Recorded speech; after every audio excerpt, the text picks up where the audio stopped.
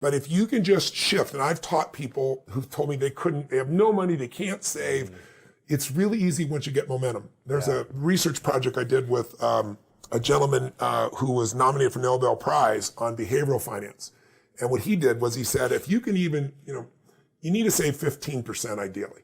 But if you could even save 3%, because anybody can do that. They took a group of blue collar workers in the Midwest and said, we're going to force you to save 3%. I think it was 3.25 or 3.5. But then everybody can go on a diet tomorrow. Everybody can save money tomorrow, right? Yeah. So his tool was, all right, you're not going to save today, you're going to save tomorrow. We'll do the 3.5%, but then you go to your employer and say, the next time I get a raise, the first 5% goes to my savings account, to my investing account. And then every time you get a raise, you do that. Well, in 14 years, the average person was saving 15%, and the top 40% were saving 20%. Well, let me explain what that means. You and I were together before. When I'm trying to explain compounding to people, everybody understands it intellectually.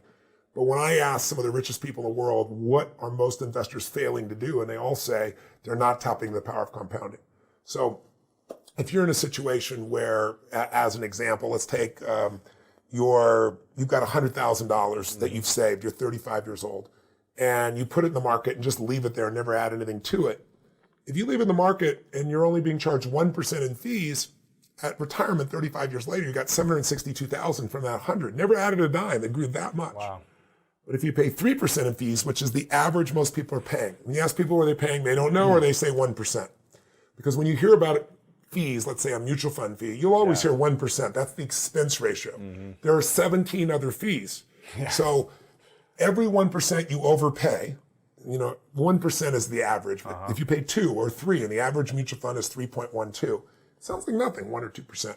But every 1% you overpay because of compounding means you lose a decade of income. So the person who paid 1% has $762,000. The person who paid 3% has $452,000, and they own the same stocks. It's just fees.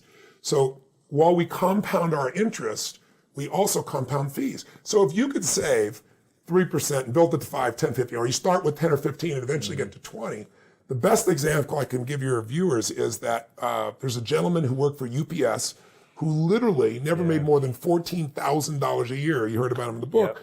And when he retired, he had $70 million. Crazy. And he gave away $35 million while he was alive. And the reason was a friend of his set him aside and said, look, I'm going to make you rich. He goes, I'm never going to be rich. I make 14 grand a year. He goes, I'm going to make you rich. I'm going to make you rich later in life, and I'm going to do it by a 20% tax to your business. And he goes, I make $14,000 a year. I can't live on 20% less.